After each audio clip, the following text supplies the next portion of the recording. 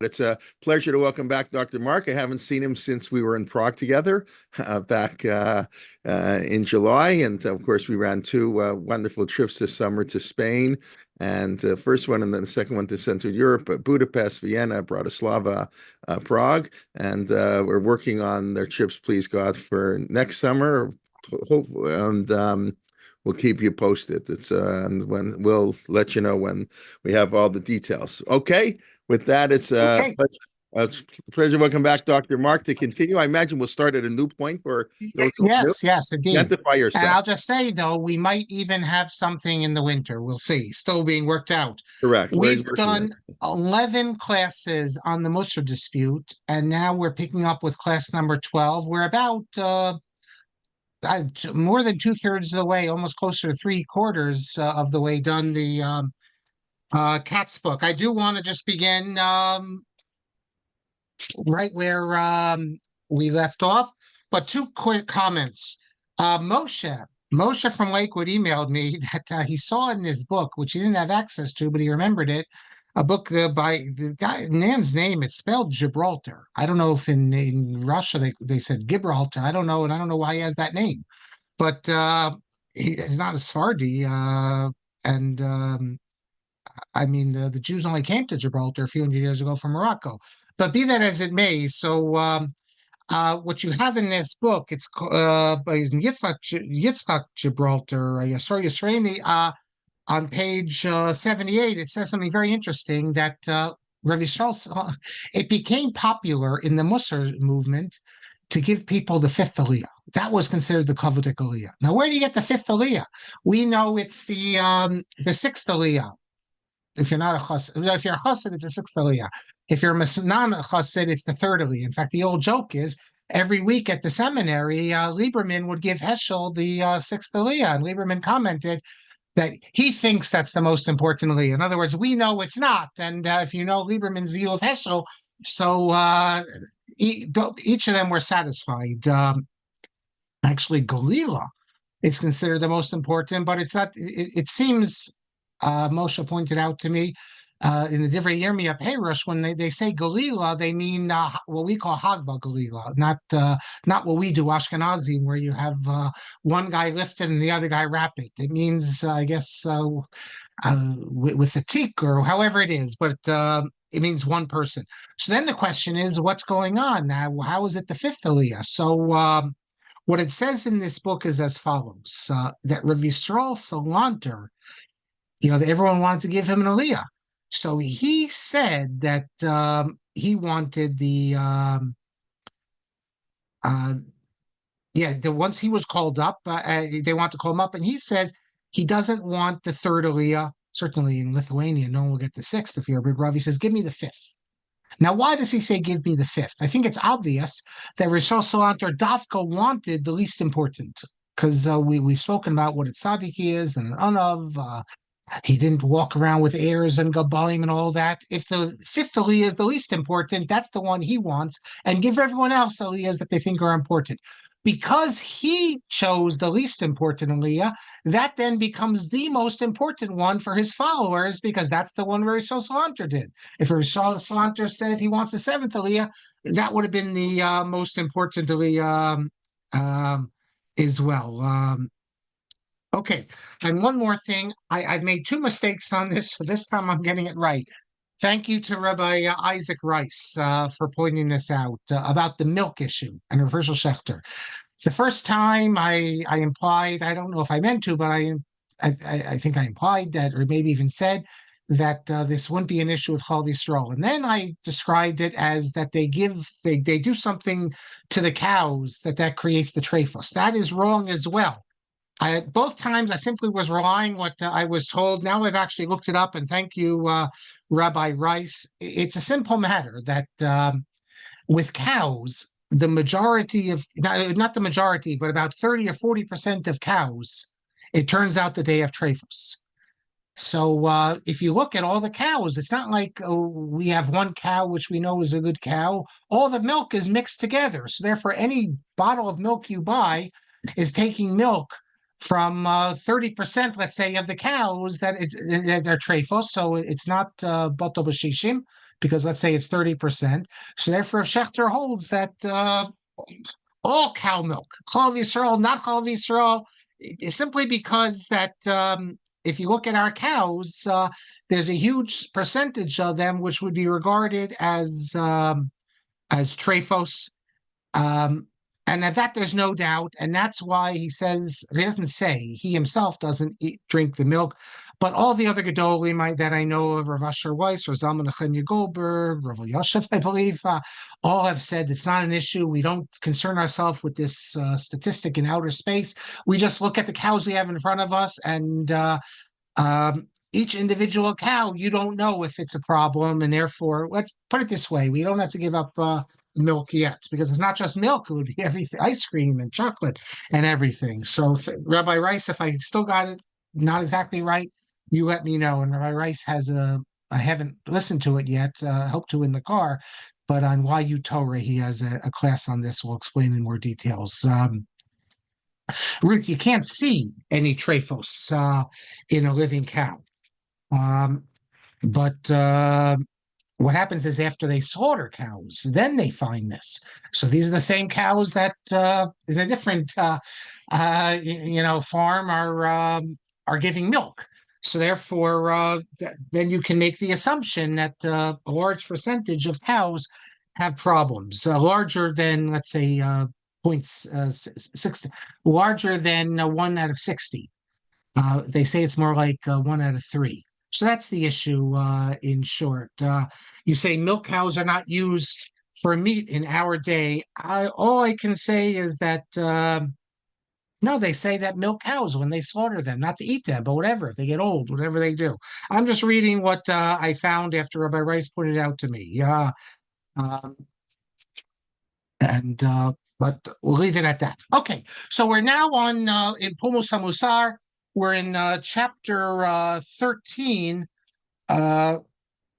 which we're not going to do. I'm not going to summarize it, because this whole chapter, a very large chapter, I'll just make 1 or 2 points, is called the Vikuach Bein HaSofrim.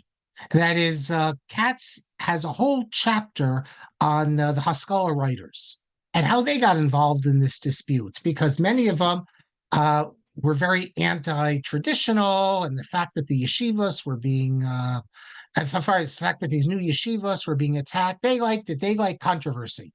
Others authentically thought that the Mussar yeshivas were a problem, and others were great defenders of the Mussar yeshivas. So I said at the very beginning of the course, I want to focus on the Gedol Yisrael, the rabbis, but anyone interested, you can read all. He has back and forth the dispute. The only thing I'll note is Berdashevsky. Berdashevsky, a chaver of Rav Kook from the days in Volozhin, becomes the arch apikoros, the Nietzschean Berdashevsky, although Rabbi Jehiel Jacob Weinberg was quite taken by his writing. He even has an essay on him. He says that the heresy of Berdashevsky is a sort of heresy. It's not just a heresy from Taivas or anything like that. It's a heresy of a real thinker. And he's a heretic because, basically saying he's a heretic because we haven't presented him with a Judaism at his level. That sort of, Rav Kook says very similar things, incidentally. So Berdashevsky is a fascinating person. His father's a Rav, he's a Volozhin student, and his first articles are very traditional. But then he becomes obviously completely overturning transvaluation of values, overturning anything in traditional Judaism. But he actually was a defender of the Mussar yeshivas, and I don't think he's a very authentic person. He isn't trying to create trouble or anything like that. Katz quotes what he says, that these rabbis who oppose the Mussar movement forgot that Moshe Rabbeinu is said to have also written Sefer Iyov. Leaving aside the historical aspect of it, I mean, the Gemara has such an opinion. So what does that show you? That it's not only about traditional Torah study and Gemara. Moshe Rabbeinu, who gave us the Torah, also wrote a work, it says, of theology. So that shows that you need more or that matters other than traditional Torah study are also important. And then he talks about how not everyone is suited just to learn Gemara, Shas and Poskim. What he says is something that we would find very appealing, I think, almost everyone. He says that not everyone can focus on of just Shas and Poskim. There needs to be room for other elements, and spirituality has to find itself in other ways as well. He says that and all these attacks are not hurting them. On the contrary, it's giving them strength, etc., etc. So quite interesting, Berdyshevsky. He moved, so that's chapter 13. Move on from that. The next chapter, he basically is coming to the end of the book, and he calls the chapter Kolot Mipo Misham. Just he's throwing everything in here, everything which he couldn't fit in earlier chapters. For example, on page 231, he quotes Meir Bar Ilan, and Meir Bar Ilan wrote a memoir. He wrote a memoir, Mi Volozhin Ad Yerushalayim. He's the son of the Nitziv. He's the brother of Rav Chaim Berlin. Rav Chaim Berlin, I think he's 40. You have to check it. I think he's 47 years older than his younger brother, Meir Berlin. Meir becomes Bar Ilan. That's because the Nitziv remarries. The first wife is the famous Reina Batya, who's become famous because of the story of Rav Baruch Epstein, the Torah Tamima, in his Makor Baruch, which I've argued is a fabrication. Not to say that this white Reina Batya was not a very interesting person, but the whole story he invents about her wanting to study Torah and complaining about how terrible it is the way the rabbis treat women, all that stuff. My argument is that's Rav Baruch Epstein, his ideology, putting it in the mouth of I don't know what you even call it, his aunt, right? Putting it in her mouth. But not correct. I don't believe it's correct. Is his aunt? No, it's his. Well, then his second wife. I forget now. Because I forget now. Yeah, Steve married his sister for the second wife, right? I think it's his aunt. No, but I think that Siv becomes his. I forget now. I have to check it. I'm confused. Mark, if I remember correctly, if I can interject for a second, if I remember correctly, he married his niece, and his brother-in-law became his father-in-law. His brother-in-law became his father-in-law. And then he married the daughter, so his brother-in-law became his father-in-law, and there was a 36-year age gap. He was like 70, 71. I think he had Meir Bar-Ilan, he was like 72 years old. And Rav Chaim Berlin, he got married like at 16 the first time. So there's I get confused with all these. Right. That's story. It might have been, I think it was 16 or 14. I forget now.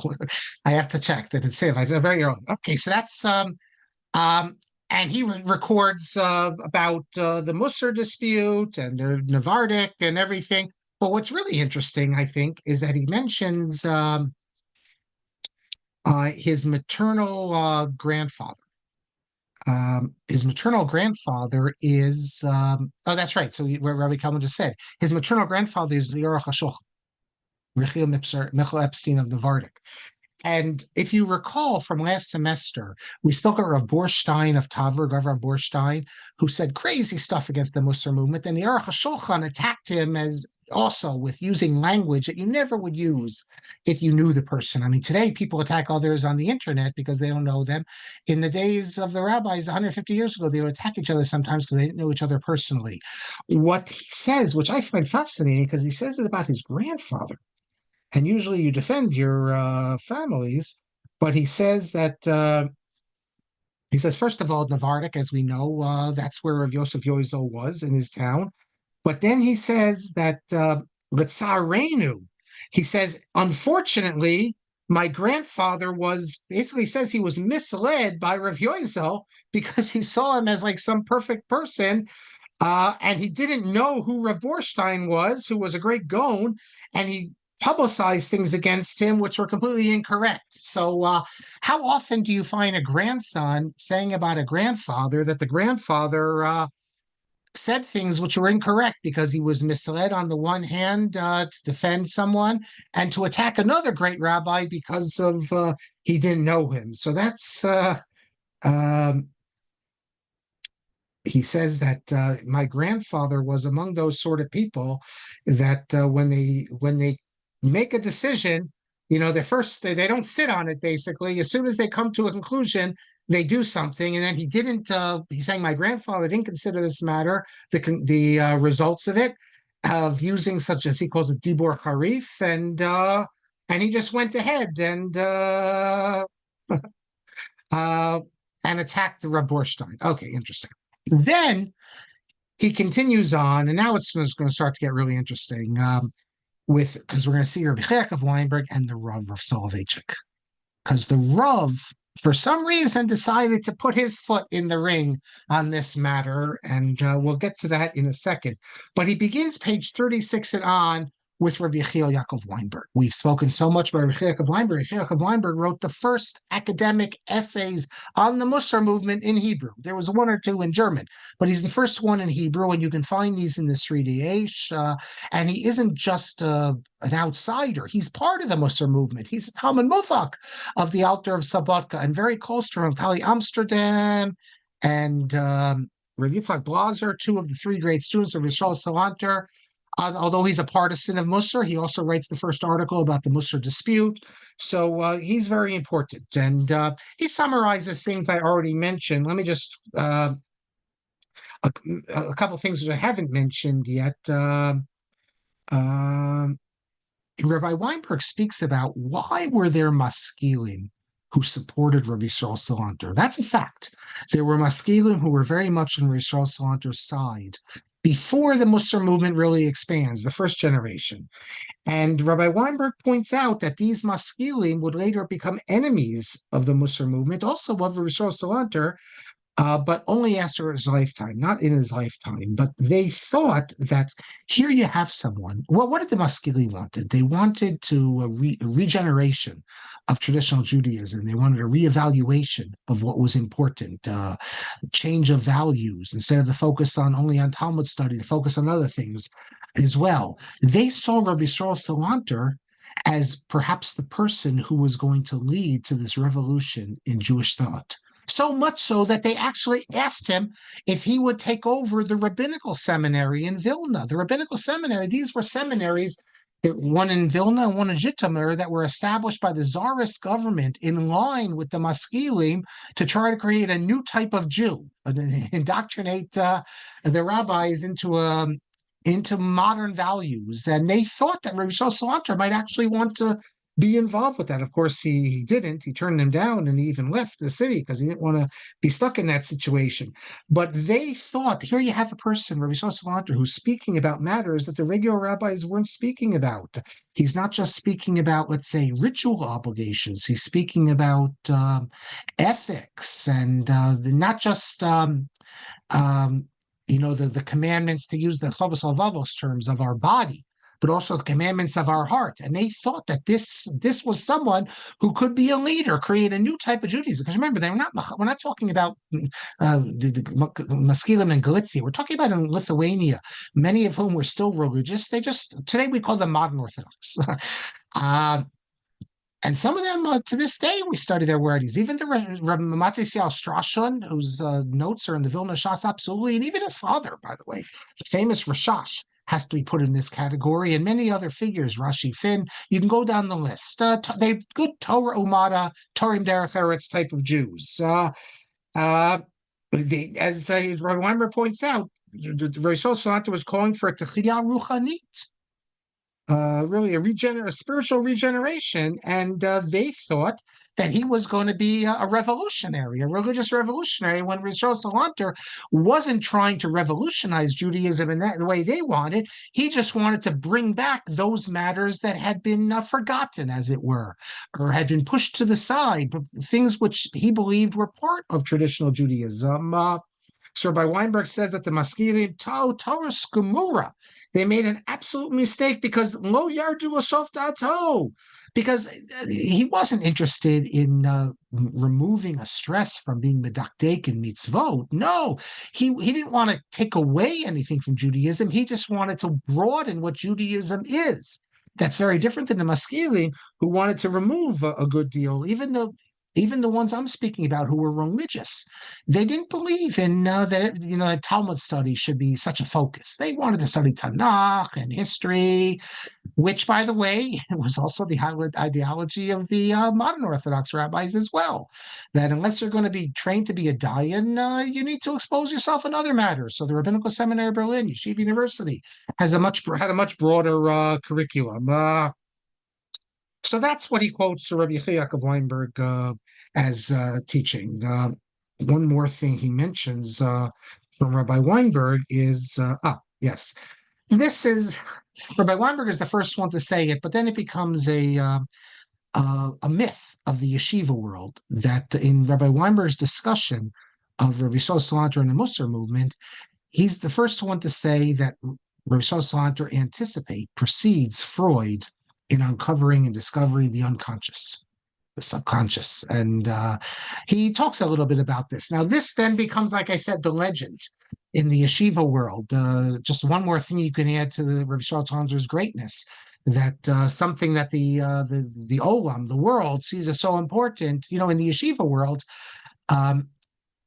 when you deal with the outside world, it often is either it's meaningless, it's useless, or mevatalet, or if it really is important, you want to show that we anticipated it. So one of the things that we anticipated it is that the unconscious, Freud. Now, Etkes in his book on Salanter shows that this is not the case, that Rabbi Salanter, what he meant by what he spoke about was very different than what Freud's speaking about, but this is one of the great myths. I don't know today because people don't know that much about Muser, but that became a great myth. And as far as I can tell, Rabbi Weinberg is the first one in print to mention this. I'm not saying that he invented this idea. It probably was being passed around others as well, but he's the first one in print. Who, as far as I know, although Katz says that he also mentions this as well, but I believe Rabbi Weinberg is earlier than him. He says, הקדים את פרויד בגילוי השיטה המדעית בדבר חיי הנפש שמתחת לסף ההכרה. Okay, very nice. Then let's okay.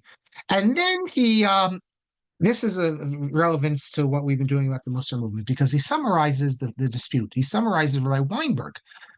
After going through, he has many essays. You can see him in Sri essays on the Mussar movement, essays on the leading figures of the Mussar movement. He records drashot of the Alter Slabodka. The Alter Slabodka was famous for his very important drashos that they published. And then after all this discussion, he says, we have to be honest. We can't cover up. We have to mention that there was great dispute and there were great rabbis who persecuted the Musarniks, just like the Misnagdim persecuted the Hasidim. They were rodef after them. They tried to chase them out. They didn't want their yeshivas there. All the stuff we spoke about. So Rabbi Weinberg says this obviously today would appear very strange, but why did they? And he has a good summary. We've dealt with, I think, all these issues, but let me just quickly summarize it. He says their fear was that Mussar would push aside the Torah. That is, instead of learning Gemara, they focus on Mussar. That many people put a great emphasis on the study of Mussar, so that it's not just that the time they spent on it took away from Talmud Torah in the traditional sense, but also what was considered valuable. And we know that in Slabodka, for instance, yes, if you're a Talmudic scholar, you're praised, but also you didn't, even if you weren't such a great lamdan, but if you're good in Mussar, you also were put on a pedestal. Then he mentions the fear that the Musarniks were creating a kat, a special sect that is not intended for everyone. It's an elitist organization, which they didn't like. Then he mentions the fear that if you focus on what's wrong with you, going into great detail about tikkun midot, trying to create is, make your characteristics, improve them, that's going to lead to that's not healthy, and that's going to first of all, you won't have time to do anything else, but it's problematic to look at all of your problems. That's no good. And he goes on and on and on. Now he mentions that, and he's the only first person I believe to mention this, the only person, that Rav Shmuel Salant, also from Salant, he asked the following question to Rav Shmuel Salant. He said to him, Rav Shmuel Salant later becomes the chief rabbi of Jerusalem, how you, Yisrael Salanter, can go around saying that everyone should learn Musar when previous generations did not. And Yisrael Salanter's answer, we're going to come back to it with Yeshivas Soloveitchik in a couple of minutes. But Yisrael Salanter said that previous generations were not sick, so therefore they didn't need the medicine, namely Musar. He says, we, hinenu cholim, we are sick, and we only have one way to cure ourselves, and that's through Musar. So if you ask me why previous generations didn't have this focus, that where they sit and study this, it's because they didn't need it. Now, Rabbi Weinberg says, I don't know if people would accept this, but he says this. He thinks that what Rabbi Yisrael Salanter said was not Rabbi Yisrael Salanter's real view. Now, understand what Rabbi Weinberg's saying. He's saying that when, Rabbi Yisrael Salanter is the greatest ethical specimen we know. If you read the stories about him, and if even only, 1 out of 10 of the stories are true, and by the way, these stories are stated by eyewitnesses, students, and we're not dealing with Maisios of Hasidim. So most of them are certainly true, in my opinion. He is a specimen, of an ethical specimen, like it's hard to see another example of his greatness. And yet Rabbi Weinberg says that he wasn't telling the truth when he spoke to Shmuel Salant. So I guess the lesson is that even great people, ethical superiors like Rosh Salanter, if they feel it's necessary, they can mishana SAMS, they can twist the truth. Mipnei Shalom. The Gemara says you're allowed to lie for Shalom. So Rabbi Weinberg says, I think that he only said this to Rav Shmuel Salant, basically to make Rav Shmuel Salant, to pacify Rav Shmuel Salant. Rav Shmuel Salant's all upset. What are you studying? Why are you saying everyone else do Musar? And he says, well, because we're sick. I'm not casting judgment on previous generations. He says he only did this lafistato show Rav Shmuel Salant l'shem nesias panim was a kanim shel doros hakodmim. Why does Rabbi Weinberg said this? Because in Rabbi Yisrael Salanter's letters to his students and his teachings, he says that Musar is an obligation on everyone. This includes the greatest rabbis. It's Musar. You can't imagine Judaism properly without Musar. So this is something that was done in every generation, and if it wasn't done, it should have been done. Rabbi Weinberg does not accept this idea that because we're at a low level, we have to. That would imply that the great rabbis don't have to. But the answer is no. Everyone needs to study Musar. Not only that, he goes on, because it includes all aspects of life, etc., etc.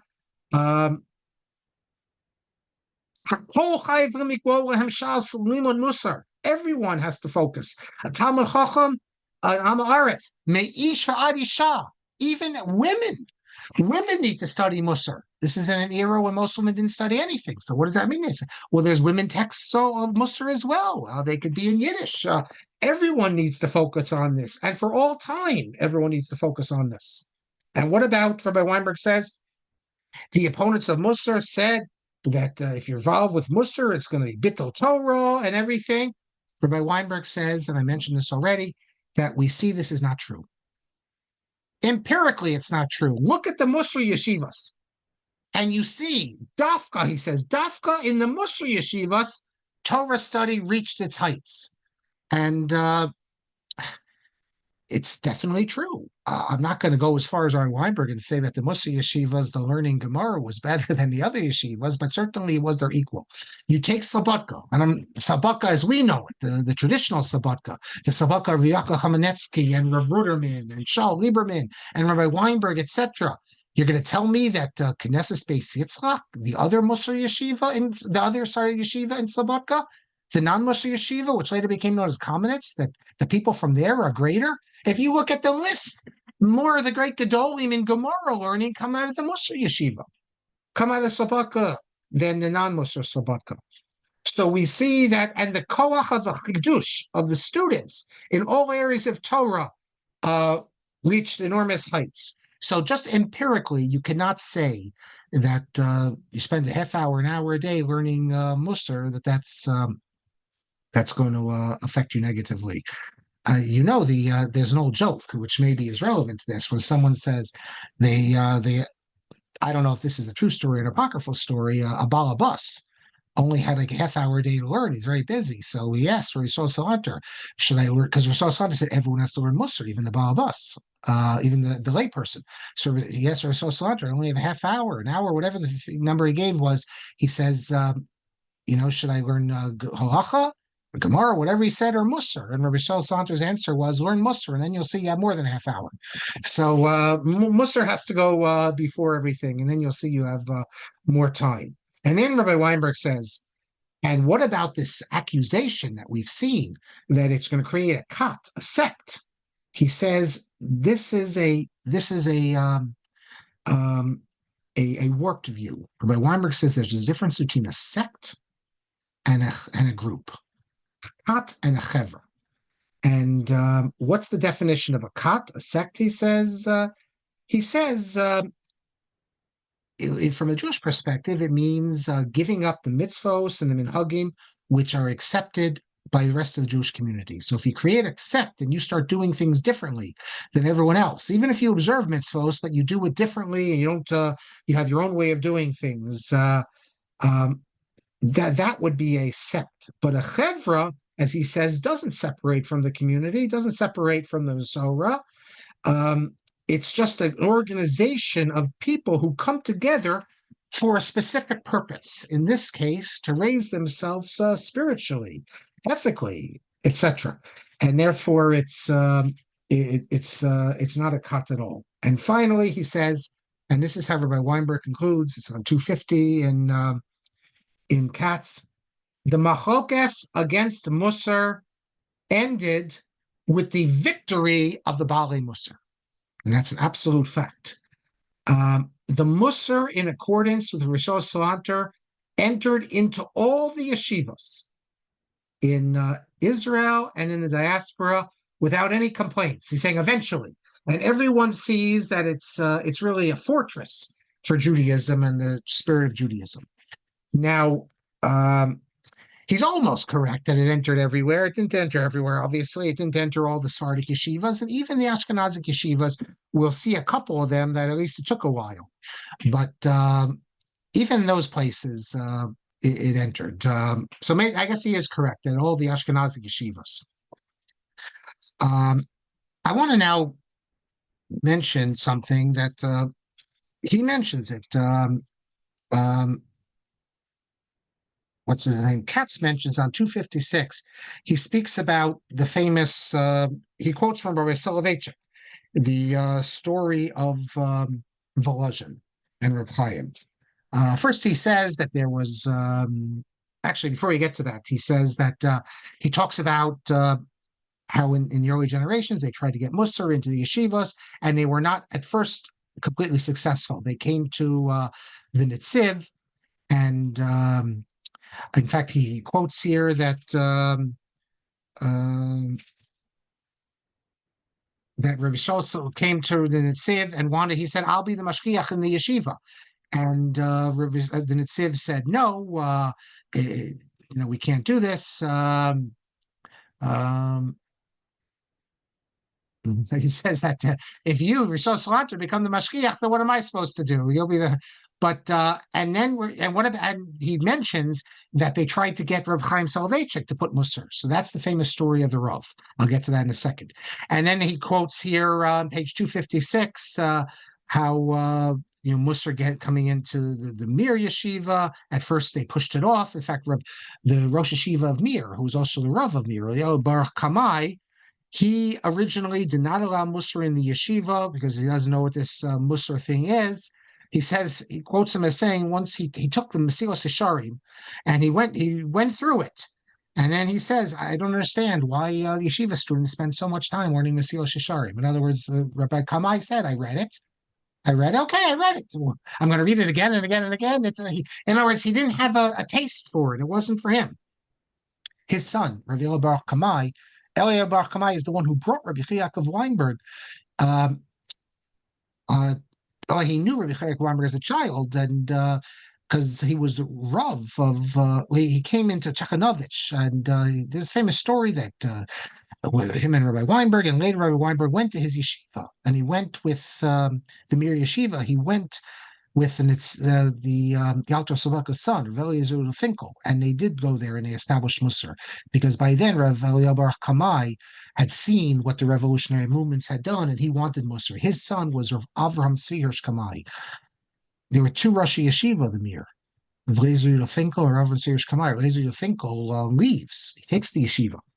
And you can listen to the 4 classes I did on the rescue of the Mir Yeshiva. But his co-Rosh Yeshiva, Rav Tzirish Kamai, was also the Rav of Mir. And he had to stay with his flock. And he is murdered. And we have very little of his writing. I was fortunate. I published one responsum of his in the collected writings of Rabbi Weinberg. And we only have a very few pieces of his because everything was lost. Then he goes on page 256 that there were other yeshivas that didn't agree to the Musarniks in, and he mentions one of them. He mentions, by the way, I think I mentioned this already. Navardik. In Navardik, Rav Menachem Krakowski, the Avodas Hamelech, the uncle of Rav Soloveitchik, the son-in-law of Rav Elia Feinstein. He becomes Rav in Navardik, and after the Aruch HaShulchan. And he opens a new yeshiva in opposition to the yeshiva of Yosef Yozel Horowitz, and no Musar there. He mentions other places that never accepted Musar. The Kolo in Kovno, Kolo of Rechim, when they got rid of, they kicked out Yitzhak Blazer. Then it came under the control of the Rav of Kovno of Ritzi Rabinowitz, the son of Yitzhak Inspector, and no Musar. But these were short-lived because by the early 20th century, as we'll see, Musar really is in every yeshiva. Now, he also says, he acknowledges, Katz on page 257, he says, we can't deny that even among the yeshivas, there were students, even great Torah students, who led the battle against Musar. Wait till you see who led the battle in Telz. And there were great rabbis who taught at these yeshivas who also led the battles. But okay. But before I move on in here, I want to return to Musar in Volozhin, because that's where you get, some of you might know this from Rav Soloveitchik, the way he tells the story. Now, we have the book Ish Halacha, Rav Soloveitchik's famous essay that appears in the 40s in Talpiot, and then is published a few times later in various volumes. Then it appears in 1983 in a translation by Lawrence Kaplan, published by Jewish Publication Society. And in 2023, on the 40th anniversary, this volume came out. Halachic Man. If you know the original, how thin it is, look how thick this is. Because this has in it, it has the translator's annotations and introduction, a very long introduction, and annotations. Now, Lawrence Kaplan's maybe the world's expert on the Rav's philosophy. I mean, you have other experts, Dov Schwartz. So here you have the new edition, which has the notes, and it has the famous story that the Rav mentioned. It doesn't appear elsewhere. The Rav is the one to mention it. Obviously, it comes from his father, from his grandfather, and I'll read it to you. And a lot has been written on this, and then we'll see what Rabbi Weinberg has to say about this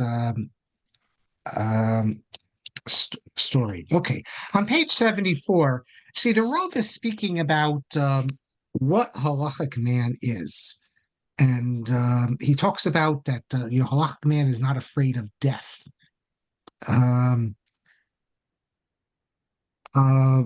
if you can turn it, if you can, if you just look at it as most people do, then you're afraid of it.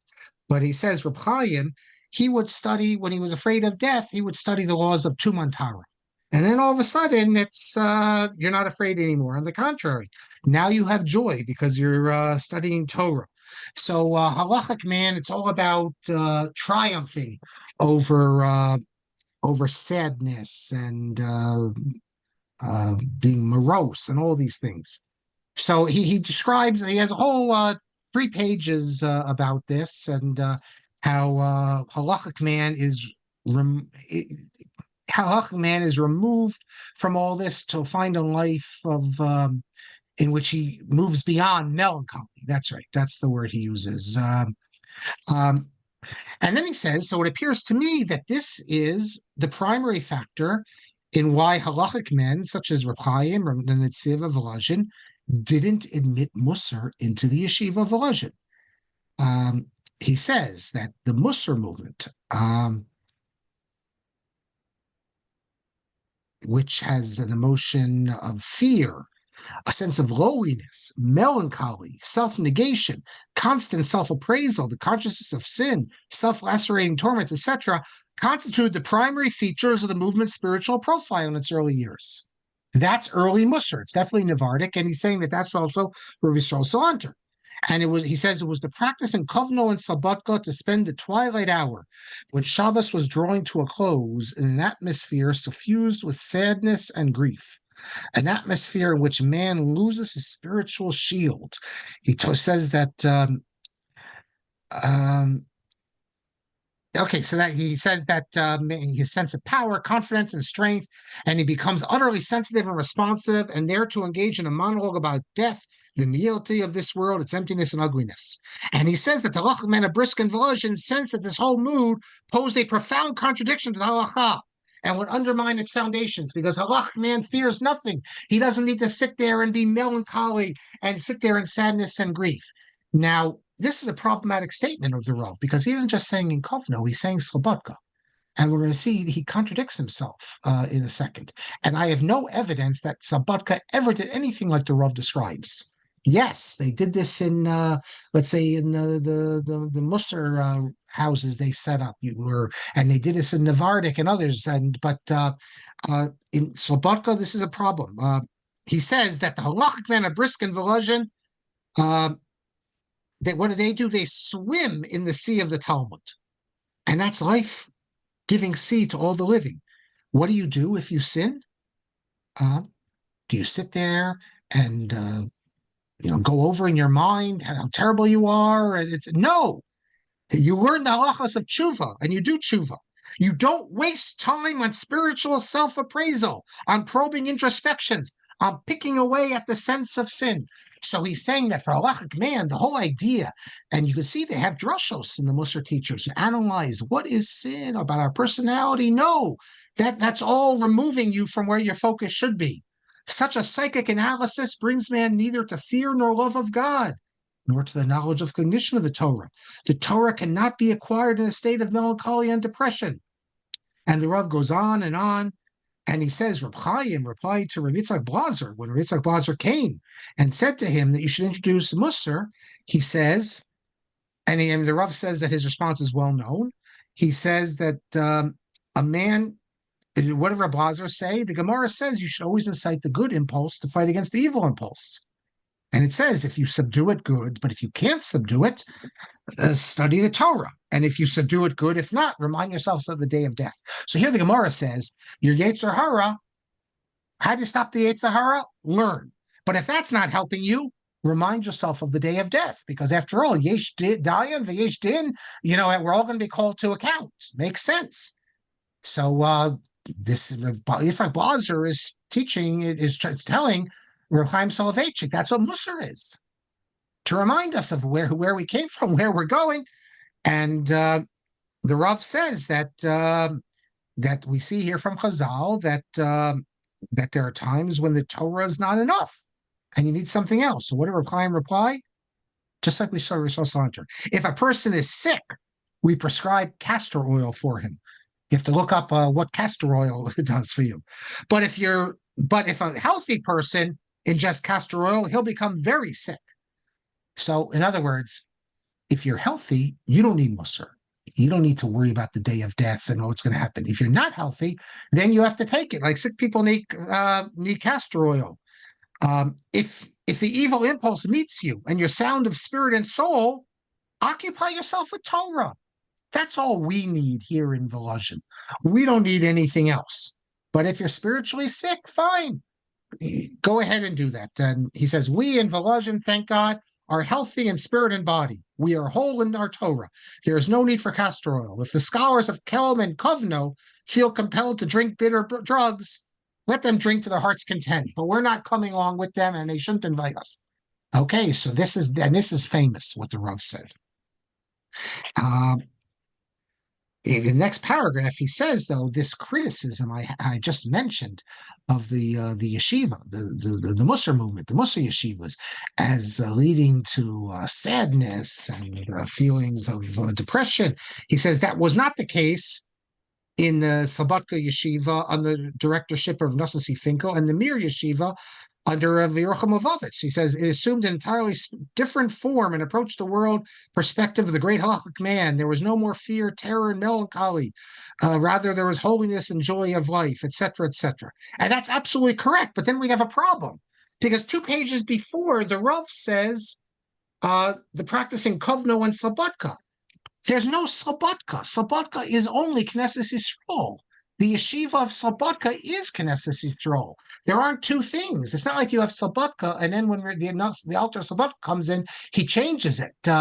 He is Slobodka from the beginning. So I think what you have here, it's a slip of the pen of the Rav. Maybe he meant to say a different word, or maybe he wasn't aware of the fact that the altar is in Slobodka from the beginning, because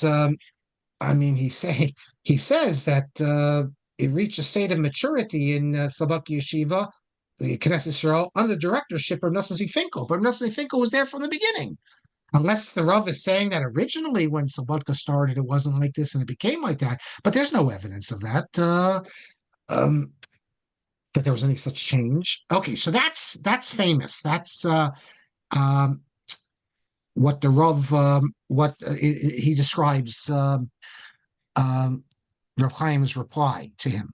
But we don't have the reply of Rabbi Yitzchak Blazer. Rabbi Jehiel Jacob Weinberg tells us that, yes, Rabbi Soloveitchik tells the story, and you read the story, it's like it ends with Reb Chaim Brisker winning, because Rabbi Yitzchak Blazer says we have to bring Muser in, or Reb Chaim, because the Gemara says that if you can't conquer the Yetzer Hara, then remember the day of death. And Rav Chaim says, but we're healthy. We don't need that. Torah is enough for us. So Rabbi Weinberg says as follows. This is in. He mentions in the Sridei H, Volume 4, page 309.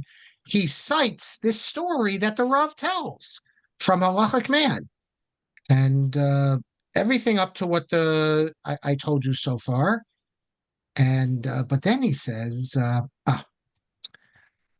question is what did Rabbi Yitzchak Blazer reply? That the Rav doesn't tell us. He says, "B'mamar in this Maimar, no, doesn't say klum al zeh." But Rabbi Weinberg says, I remember that at a masiba, a feast, let's say, a meal with the Slobodka students, which was in Rav Yitzchak Blazer's home on Simchas Torah, that Rav Yitzchak Blazer dealt with this claim of Rav Hayyim Soloveitchik, and he didn't say who he was referring to.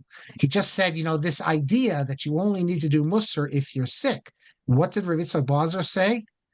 He says, for us, that Muser is not castor oil, that only sick people need it. But this Muser is oxygen, that everyone needs it. And when it says, I created Yetzer Hara and I created Torah, to counter it, What is the Torah? Yitzhak Blazer says that Torah is Musar. So it's not like Rav Chaim Brisker said, well, we're learning Gemara, we're learning Bava Kama, so therefore we don't need to worry about Musar. No, because the Gemara says if you have a problem with Yitzhak, learn Musar. Learn Torah, and if it still doesn't work, remember the day of death. Yitzhak Blazer says the Torah that it says you have to learn is Dafka Musar. That's what he says. And Yitzhak Blazer added. He says that we see that people learn. We can look around how people act and learn something. When someone has a pain in their head, what do? You run to the doctor. As says, if you have a pain, let's say in your stomach, you go to the places they would go to, the makomos that for health. That is, they go take the cure at the various spas. In Kissingen, he says in Marienbad, there's a whole book, by the way, that came out about Marienbad, the spa culture. All the rabbis used to go to Marienbad. The Hasidic rabbis, everyone would go to Marienbad. So he says, Yitzhak Blazer says, why don't they rely on what the Gemara says? The Gemara says in Eruvin, here, I'll show you the Gemara. Let's see, let me pull it up for you here. Here, it's in Eruvin in the Daf 54. What does it say? One who feels pain in his head should engage in Torah study. One who feels pain in his throat should engage in Torah study. Okay, so Yitzhak Blazer says, how come people go to Marienbad and they go to the doctor? Why don't they engage in Torah study if they have this pain? And he says the answer is that people, they're trying to find a heter. And they find it, obviously, Chazal say that, doctors are given the reshut, the ability, the permission to cure. The Torah gives it to that. And so he says, so here, when people feel physical pain, then they're not going to rely on this Gemara. They're going to rely on the other source that says you can use doctors. And by the way, we do have people, the Nachman and the Ramban and others, who think that it's a high madrega not to use doctors, like Christian Science almost, or Jewish science. There was such thing, Jewish science. But when it comes to spiritual problems, Rabbi Weinberg says, then all of a sudden, then they want to rely on the Gemara, which they interpret incorrectly. That's what Yitzhak Blazer says. And everyone then regards himself as a great tzaddik, that he can live. How many people are going to say that if I have a pain in my head, I'm just going to follow what the Gemara says? People will say, yes, that's only for the greatest tzaddik. He could rely on just learning Torah. But me, I have to go to the doctor. But everyone else, well, when it comes to their Yetzer Hara, then they say, oh, I don't need to go to the doctor, namely the Mussar teacher. I'm just going to follow what the Gemara says. So Yitzhak Blazer says you see the inconsistency here. When it deals with their physical health, then they don't rely on the Gemara because they say that only applies to the greatest of tzaddikim. We have to be like regular people and go to the doctor. So if they had any honesty, they would say the same thing, that if when they have the spiritual problems, they wouldn't say, well, the Gemara says you can just learn Gemara. That's for the greatest of tzaddikim. They can only they can just learn Gemara. And he continues quoting Rav Yitzhak Blazer.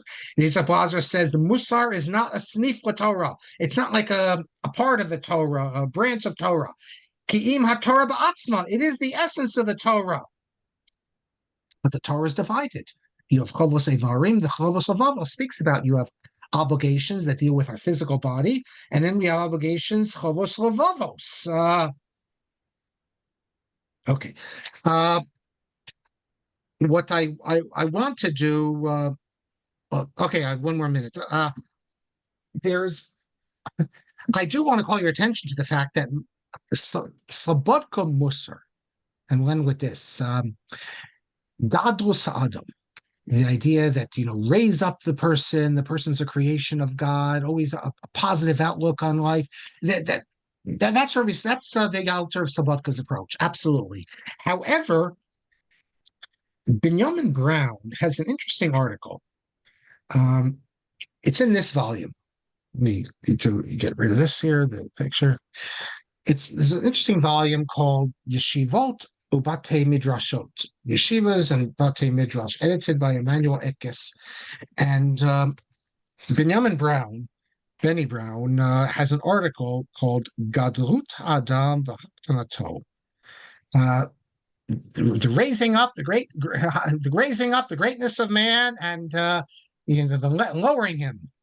Tmurot b'shitata Musar Yeshivas and Musar. That is changes in the Shita of Musar and Slobodka. So I see it's already almost 9:25, so I'm not going to have time to I'll do this at the beginning of next class. That I'll summarize for you what Rav Yisrael Salant, what the altar of Slobodka's approach is. What is Gadlus Adam? And Brown shows, however, in the next generation, with Rabbi Cheskel Sarna and Avram Grudzinski, they weren't so positive. They were not all in on at least how the Alter Sabbodka understood Gadlus Adam. For the Alter Sabbodka, Gadlus Adam is Jew and non-Jew. Every human qua human. So we'll see next class about that. Then we're going to see some more about Reb Chaim and this different yeshivas. I'll show you that what happened in Volozhin. Volozhin adopted Mussar, believe it or not. Brisk Musar. Wait till you see it. And then what else do we have to do? And then we get to split number 2 in Slobodka. Do you know there was 2 great machlokas? And yes, I saw at the beginning of the note. I'll get to the questions now. We're going to deal with the Chazon Ish, because the Chazon Ish, his approach to Musar, his critical approach, not just the Musar movement, but one of the Musar ideas about really an Ikar, at least in one Musar school, I think, of how they view characters in Tanakh. We'll see what the Chazon Ish has to say about that. But let me take the questions here.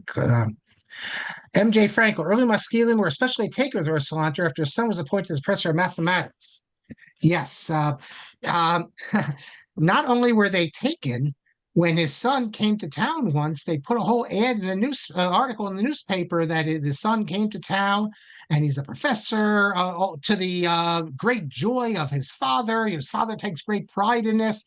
And Rishon Salanter had to publish an open letter. Etkes includes the letter stating that not only am I not proud of him, but I wish he would do something else. So look, it couldn't have been easy for Rishon Salanter to write this, but they were trying to use the fact that Rishon Salanter's son did not go the religious route.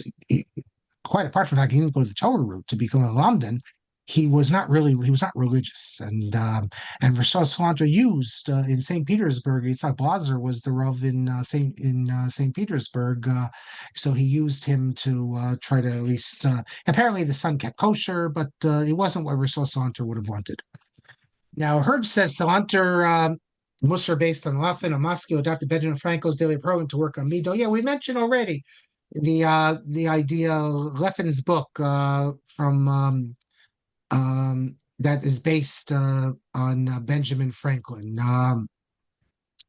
And yes, the book by Leffen becomes a standard book in the Musar yeshivas and recommended by everyone. Now you could say they didn't know. It's true, they didn't know who he was, who was a maskil, but the fact is, in the Musar movement, some of them probably did know. They believed that if someone comes up with a good idea, we can use it. And if they knew who he was, they might not have cited him by name, but they still would have used it. I mean, the greatest example I give is Rabbi Dessler. Rabbi Dessler, in his Yamim Noraim, in his Elul Sichot, in one of his Elul Sichot, he uses Dale Carnegie's How to Win Friends and Influence People, and uses that as his Musar basis. So they were not worried about that. Wesley, the Musar teachers, used Wesley, Weisel. They thought that he had valuable things to say, so they're more open in that respect. Wasn't there something about the Chazon Ish's Rockins on Musar? Yes, I'll get to that. There's 2 things about the Chazon Ish. We'll see. First of all, in his famous Emunah Ubitachon, they publish it censored.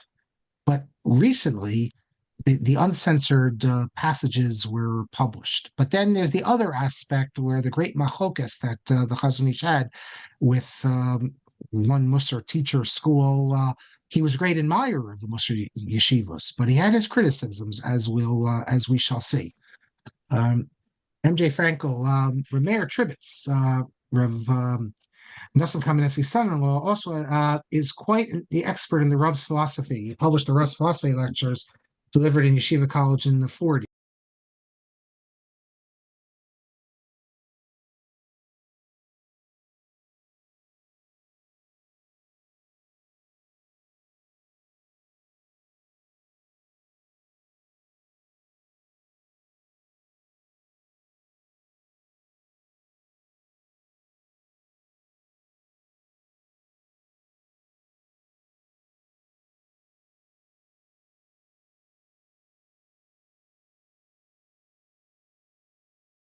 The Rav, yes. So he published. He has a group, the Hashkafa Circle, and he published the Rav's stuff in Hakira. In fact, not only that, I benefited from it because in my forthcoming book, which is now on Amazon, but I don't know why it's on Amazon. It's still a while to come out. I cite from the lectures that Rabbi Tribitz put into good form there in Hakira with his notes. So no, there wasn't a coherent Rav philosophy in the 40s, although the Rav did write Halachic Man and not long after that Halachic Mind, but the Rav published, the Rav gave lectures at Bernard Revel Graduate School on Jewish philosophy. And these were not just talking about the Rambam. These were his own ideas mixed in with that. So it's really it's not really a graduate class in Jewish philosophy. It's the Rav giving his philosophical perspective on how to view things. So it's when we think today, you take a class in Jewish philosophy, the professor Arthur Hyman, let's say, while you is telling you what the Rambam and the Ralbag and Kreskas says. The Rav, although he would deal with all these figures, he's presenting his own philosophy. So I would say he had a philosophy. I mean, he's working it out and he's going through things. Yes, there's a few people who had notes. He tells us which person had the notes, but we have a few examples. Larry Kaplan also published a volume of notes of the Rav's lectures about 5 years ago, and I had a whole class of material, but then it was already. I think Rabbi Tribitz, the one I had, Rabbi Tribitz hadn't published it. So yeah. And Herb says that Rav Lesson gave a Mussar lecture every year. Rav Lesson comes from Sobotka, and he was brought in by Rav Shmuel Belkin. And we spoke in a previous class why Yeshivas and Musar did not have Mussar in the beginning. And before Rav Lesson came in, they did not have it. And there was a few different theories on this. They really maybe wanted to be Volozhin, but Revel comes from Tells, so I'm not sure. But yes, Rav Lesson, not only did Rav Lesson give a shear, Rav Lesson would come into the Rav shear, and the Rav would sit there. Well, I don't know what the Rav was thinking about, if the Rav was paying attention or not. They say he was, but he gave a lot of kavod to Rav Lesson. I told you the story in the previous class, though, about Revolk, and I don't need to repeat the story. If you I'll say it quickly. Rav Volk and Rav Lesson one Yom Kippur after Yom Kippur was over. But Rav Lesson's attitude was that we shouldn't just run and go eat. We're still Jews, and it's still time to hear Musar. So he was speaking. He wanted to say one final word before we begin, let's say, the new year, I guess, after Yom Kippur. And Rabbi Volk yells out, really embarrasses him. Stop already. The fast is over. There are women here. They need to eat. We can't keep them, and Revolk was one of the Rosh Yeshiva. And yet, then later, when Revolk needed a shidduch, this is the story that's told. Revolk needed a shidduch for one of his children. He went to Rav Lesson. Rav Lesson, as a true, Musar personality of the highest caliber, didn't hold a grudge, helped him out. So, Franco, MJ, you said you read the article in the Rav's lectures. It gave you a headache. You couldn't appreciate. Well, you can't really understand it.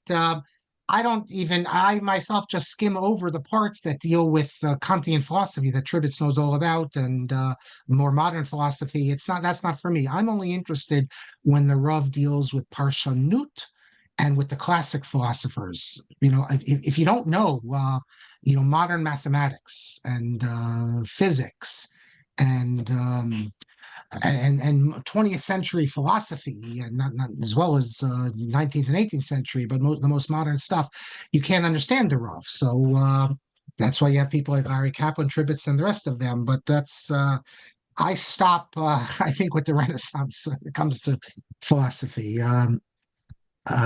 And then you say in your days, Rav Lesson's talks were only infrequently delivered to little interest by either students nor the Rebbe or Sheen was being interrupted. It's interesting that when I was first told that in YU they would come to the various shiurim to give it. I mean, this is not the classic way where it would be done in the old yeshivas in the base medrash, where everyone would have to listen to the Mussar shmuz to come into each individual shiur is quite interesting. Today they do it. My son's there now, and he tells me, first of all, the Rebbes themselves will give a little Mussar shmooze to their shiur, but they'll do it in the main base medrash. They'll have a shiur.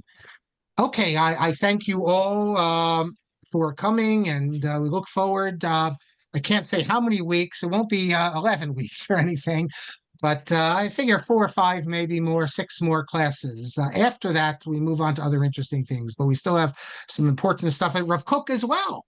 Rav Kook had what to say about the Mussar movement. He was not a complete fan of it, and yet he was such an admirer of Yeshivas Salanter that when Yeshivas Salanter died, he himself tore Kriya. And yet he never met him. But so there's a lot to do. Rabbi Kelman. Thank you very much. Okay, please God, look forward to next week. Tomorrow, as I mentioned right at the beginning, Marty Lakshin, live from Israel. He made Aliyah from Toronto, of course, a number of years ago. So we'll be beginning a 3-part series on Slichot. Then and now, sort of the modern Israeli Slichot comparing to our classical traditional Slichot. That's tomorrow at 11 a.m. Eastern. And then at 1 p.m., 2 hours later, Rabbi Shulman will start a 5-part series on Rosh Hashanah Yom Kippur. And tomorrow is why there's no concept of tshuva on Rosh Hashanah. I think he called it Malchut, Zichronot, and Eov, I think. And then why there's no tshuva Rosh Hashanah, that's tomorrow at 1 p.m. So those are two new shiurim, 2 new series beginning tomorrow. So invite your friends and invite a friend. And we look forward to seeing you soon. And everybody should be well, and we should hear good news. And Laila Tov, thank you very much, everybody. Okay. Laila Tov. Laila Tov.